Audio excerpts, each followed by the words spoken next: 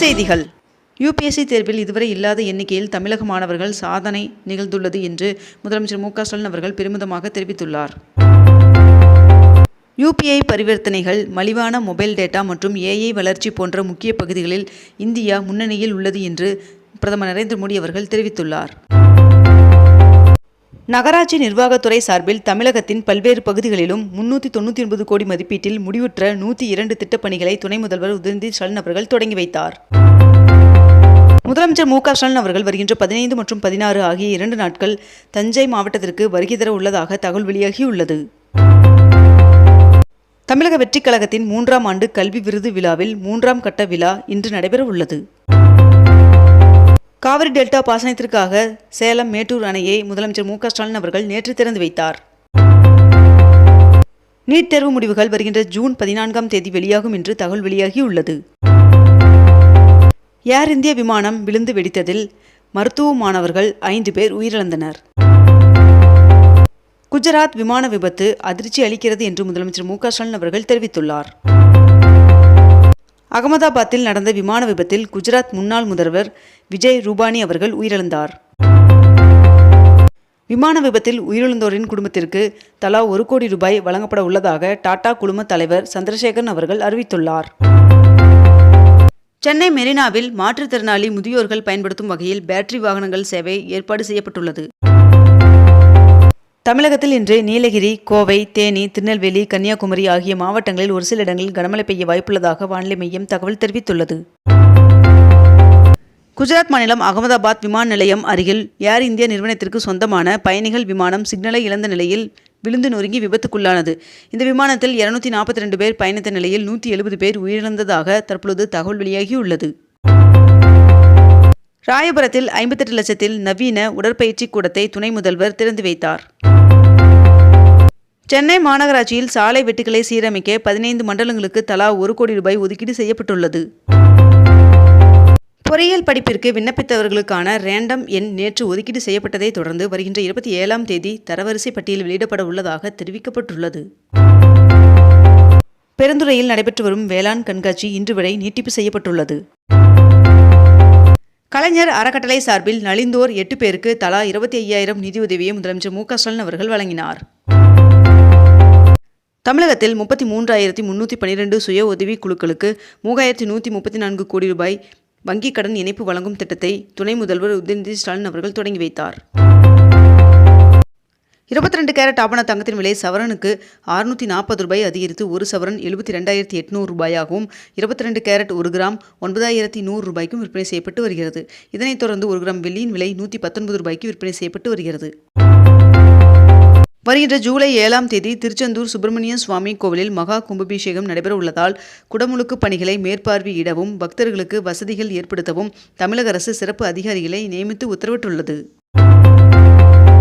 151 கோடி ரூபாய் மதிப்பீட்டில் வணிக வளாகத்துடன் சென்னை மந்தவெளி பேருந்து முனையம் நவீனமயமாக்கப்படுவதாக தகவல் வெளியாகியுள்ளது.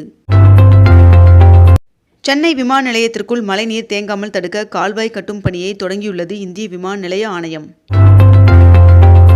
கல்லூரி ஆசிரியர்களுக்கான தேசிய நல்லாசிரியர் விருதிற்கு ஜூலை 9ஆம் தேதி வரை விண்ணப்பிக்கலாம் என்று யுஜிசி ஆசிரியர்களுக்கு அழைப்பு விடுத்துள்ளது.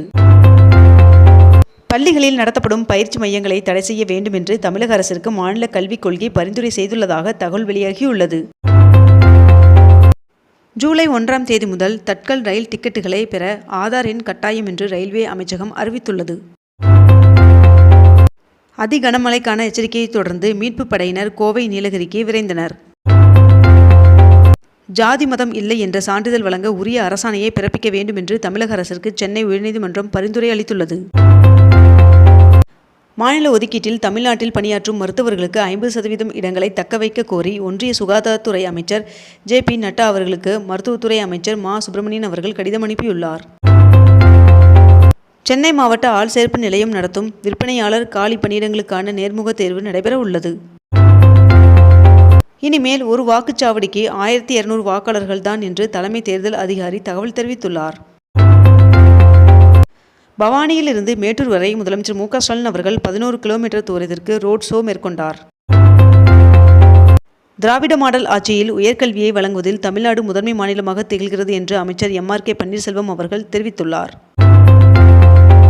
வார இறுதி நாட்களை முன்னிட்டு 1135 சிறப்பு பேருந்துகள் இயக்கப்பட உள்ளதாக தகவல் தெரிவிக்கப்பட்டுள்ளது. விடுபட்ட மகளிருக்கு விரைவில் உரிமைத் தொகை வழங்கப்படும் என்று துணை முதல்வர் உதயநிதி ஸ்டாலின் அவர்கள் தெரிவித்துள்ளார். வடபழனியில் வணிக வளாகத்துடன் கூடிய பேருந்து நிலையம் அமைக்கப்படும் என்று மெட்ரோ ரயில்வே நிறுவனம் தெரிவித்துள்ளது. தற்காலிக ஆசிரியர்களுக்கு ஏப்ரல், மே, ஜூன் மாதத்திற்கான தொகுப்பூதியம் வழங்க 27 கோடி ரூபாய் ஒதுக்கீடு செய்யப்பட்டுள்ளது. ஈரோடு மாவட்டத்தில் 175 கோடி ரூபாய் செலவில் 16 முடிவுற்ற பணிகளை திறந்து வைத்தும் 11 புதிய திட்டப் பணிகளுக்கும் முதலமைச்சர் மு.க. ஸ்டாலின் அவர்கள் அடிக்கல் நாட்டினார். 35 சமுதாய அமைப்புகளுக்கு விருது கசோலைகளை வழங்கி புதிதாக வடிவமைக்கப்பட்ட மதிலட்சினை வெளியிட்டார் துணை முதல்வர் உதயநிதி ஸ்டாலின் அவர்கள். உழவர் நலத்துறை சார்பில் ஈரோட்டில் வேளாண் கண்காட்சியை முதலமைச்சர் மு.க. ஸ்டாலின் அவர்கள் தொடங்கி வைத்தார். சட்டமன்ற தேர்தலை ஒட்டி வாக்குச்சாவடி சீரமைப்பு பணிகள் அடுத்த மாதம் தொடங்கும் என்றும், தமிழ்நாடு முழுவதும் வாக்காளர் பட்டியலை சரிபார்க்கும் பணி அக்டோபரில் தொடங்கும் என்றும் தலைமை தேர்தல் அதிகாரி அர்ச்சனா பட்நாயக் அவர்கள் தகவல் தெரிவித்துள்ளார். வடக்கு மாவட்ட பாமக தலைவராக PS பழனி அவர்கள் நியமனம் செய்யப்பட்டுள்ளதாக பாமக நிறுவனர் மருத்துவர் ராமதாஸ் அவர்கள் அறிவித்துள்ளார். சென்னையில் மின்சார வாகனங்களுக்கு சார்ஜிங் நிலையம் அமைக்க 9 இடங்களை மாநகராட்சி மற்றும் தமிழ்நாடு பசுமை எரிசக்தி கழகம் தேர்வு செய்துள்ளதாக தகவல் வெளியாகியுள்ளது. சென்னையில் தேமுதிக மாவட்ட செயலாளருடன் பொதுச் செயலாளர் பிரேமலதா விஜயகாந்த் அவர்கள் ஆலோசனை நடத்தினார். நாடு முழுவதும் 20 லட்சம் பேர் எழுதிய நீட் தேர்வு முடிவுகள் வருகின்ற 14ஆம் தேதி வெளியிடப்பட உள்ளதாக தகவல் வெளியாகியுள்ளது. தமிழகத்திற்கான கல்வி நிதியை ஒதுக்க வேண்டும் என்று ஒன்றிய அரசிற்கு சென்னை ஹைகோர்ட் உத்தரவு பிறப்பித்துள்ளது. சென்னை சென்ட்ரல் மெட்ரோ ரயில் நிலையத்தில் புதிதாக அமைக்கப்பட்ட புத்தக பூங்காவை முதலமைச்சர் மு.க. ஸ்டாலின் அவர்கள் திறந்து வைத்தார்.